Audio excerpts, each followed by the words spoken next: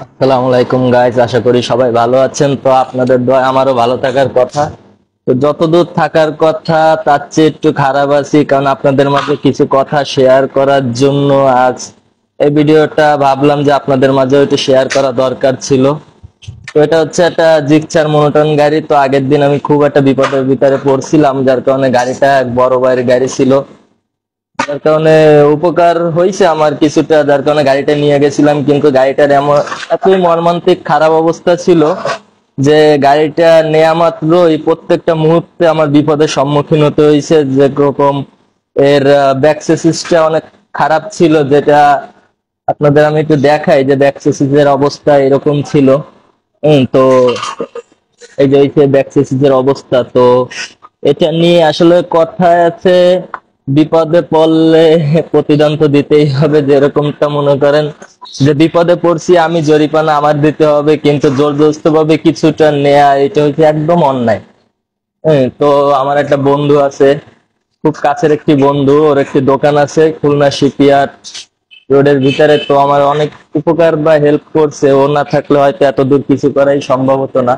তো আমার বন্ধু মোটরসাইকেলের দোকান আছে, তো আপনাদের যদি কোনো কাজের দরকার হয় তো অবশ্যই ওর সঙ্গে যোগাযোগ করবেন।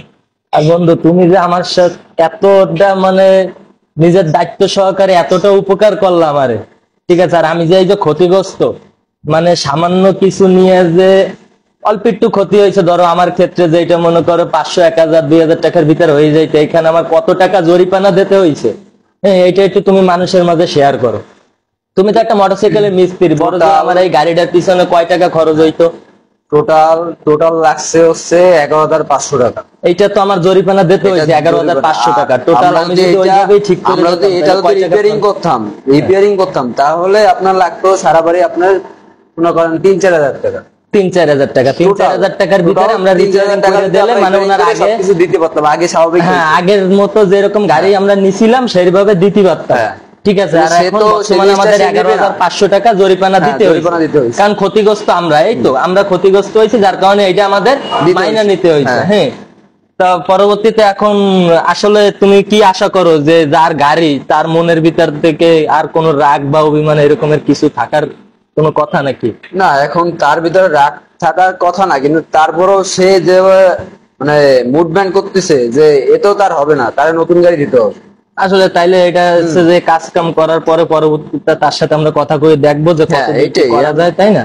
তা পরবর্তী ভিডিও পাওয়ার জন্য আপনারা অবশ্যই আমাদের লাইক, কমেন্ট, শেয়ার বেশি বেশি করে দিবেন। তা আশা করি পরের ভিডিওটা দেওয়ার জন্য আমরা অবশ্যই আগ্রহী। আল্লাহ হাফেজ।